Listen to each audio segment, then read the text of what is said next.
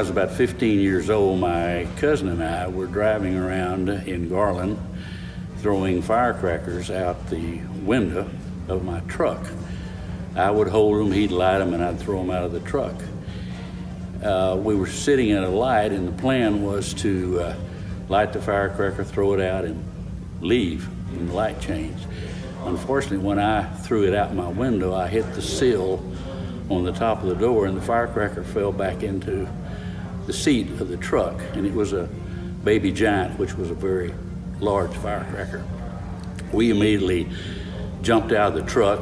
It didn't quit running and began to move away from us, and so we were chasing the truck, waiting for the firecracker to blow before we got back in, and sure enough it did, and blew a hole in the upholstery and set the seat on fire, and we finally got in and put that out. But I guess the point of that is that I learned that you could run and pray at the same time.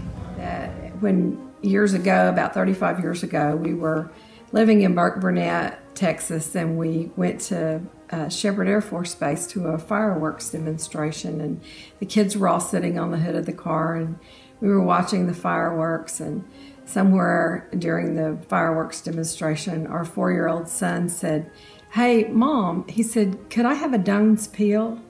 And I said, "A Doan's Peel? No, why would you want a Doan's Peel?" He said, "My back is just killing me." And I said, "No, you can't have any Doan's Peels." And he thought for a minute, and he looked up and he said, "Well, could I at least have a bottle of Doan's Peels for Christmas?"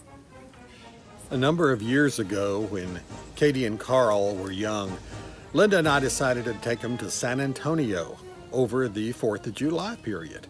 We were having a good time. It was July 4th in San Antonio when a rain came in out of nowhere, soaked us all, and then unbelievably right behind that, there was cold air that blew in.